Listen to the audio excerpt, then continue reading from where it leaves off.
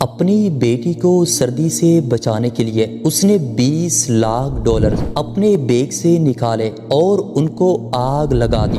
یہ حرکت جس شخص نے کی تھی اس شخص کی 1 سال کی کمائی میک ڈونلڈز کے پورے سال کی سیل سے بھی زیادہ تھی۔ سنو ٹی وی کی ایک اور ایپیسوڈ میں خوش آمدید ناظرین۔ دنیا کے امیر ترین شخصیت کی فہرست میں ایک نام شامل ہی نہیں ہو سکا اور وہ نام ہے پیبلو اسکوبار۔ پیبلو اسکوبار لیٹ 90s کے دور میں کوکین، ڈرگز اور دنیا میں کئی مختلف جرائم کا بادشاہ ہوا کرتا تھا۔ Pablo Escobar drugs smuggling network نے اس کو حد سے زیادہ امیر بنا دیا تھا۔ بے شک اس کی وجہ سے ان گنت زندگیاں تباہ ہوئی اور اس کا کمایا ہوا پیسہ غیر قانونی طریقوں پر مبنی تھا، لیکن 1992 میں پیبلو اسکوبار $30 بلین کا مالک تھا۔ برونائی کے سلطان کے بعد پیبلو دنیا کا دوسرا امیر ترین شخص تھا۔ اگر پیبلو اسکوبار آج زندہ ہوتا تو آج اس کے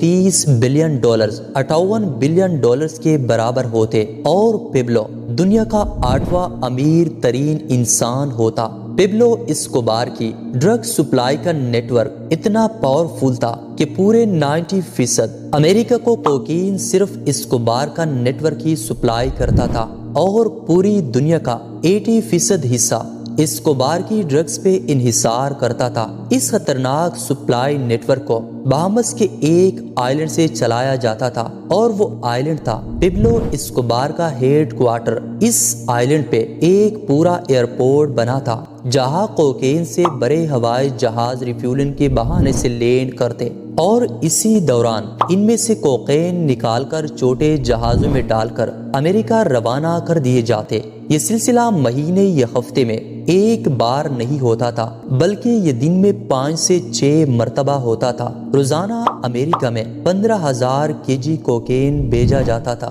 جو پورے سال کا 5,40,000 kg کوکین بنتا ہے۔ جی ہاں، پورے سال میں پیبلو 5,40,000 kg کوکین صرف امریکہ میں بیچتا تھا اور اس وقت امریکہ میں صرف 1 kg کوکین کی قیمت $70,000 ہوتی تھی، جس کا مطلب یہ ہے کہ ایک سال میں اسکوبار $378 بلین کی کوکین صرف امریکہ میں سیل کرتا تھا اور یہ پورا 16 سال تک چلتا رہا۔ تحقیقاتی اداروں کا ماننا تھا کہ جو کوکین اسکوبار $70,000 فی kg کے فروخت کرتا تھا وہ اسکوبار کو صرف $5,000 کی پڑتی تھی۔ پیبلو اسکوبار پائلٹس کو صرف ایک فلائٹ کا $5 لاکھ دیتا تھا۔ اس کے علاوہ رشوتیں دینے کے بعد بھی اسکوبار کو $60 ملین صرف ایک ہی دن میں بچتے تھے جو سال کے $22 بلین بنتے ہیں۔ ان پیسوں کے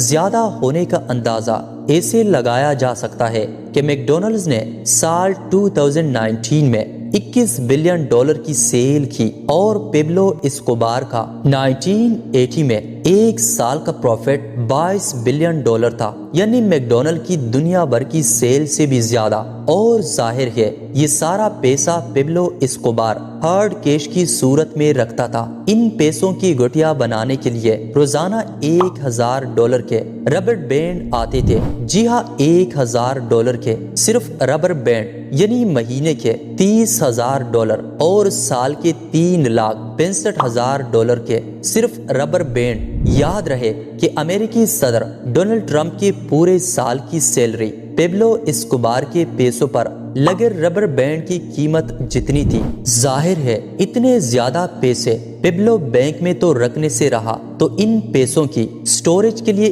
اس آئلینڈ پہ بہت بڑے بڑے گوڈان ہوتے تھے جن میں ڈرمز کے اندر یہ کیش سٹور کیا جاتا تھا۔ سٹور کیے گئے ان پیسوں کا 10% سالانہ یا تو چوہے کھا جاتے تھے یا پھر پانی کی وجہ سے گل سڑ جاتے تھے۔ یہ مانا جاتا ہے کہ پیبلو اسکوبار روزانہ اتنا کیش گن نہیں سکتا تھا، تو تو پیسوں کو وزن کر کے پیسے گنے جاتے تھے اور وزن کر کے ہی اس کی گٹیا بنائی جاتی تھی۔ ایک مرتبہ پبلو اسکوبار نے پولیس سے بچنے کے لیے مڈلینڈ کے پہاڑوں پر اپنے بچوں سمیت پناہ لے رکھی تھی۔ اس وقت اس کی بیٹی کو سردی لگ گئی۔ پبلو کے پاس اس وقت گرمی پیدا کرنے کا اور کوئی چارہ نہیں تھا، تو اس نے اپنے بیگ سے $2 ملین کیش نکال کر اس کو آگ لگا دی۔ جی ہاں، پورے $20 لاکھ۔ یہ بات پبلو کے مرنے کے بعد اس کے بیٹے نے ایک میڈیا انٹرویو میں بیان کی تھی، اور جیسا کہ اس طرح کی زندگی کا اختتام بھی خوفناک ہوتا ہے، 1993 میں پبلو ایک پولیس مقابلے میں مارا گیا۔ Drug king who was for years one of the world's most wanted men was gunned down today by Colombian police.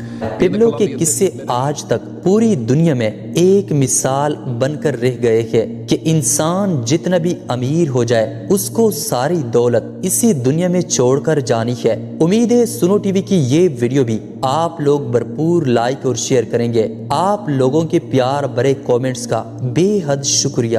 ملتے ہیں اگلی شاندار ویڈیو میں۔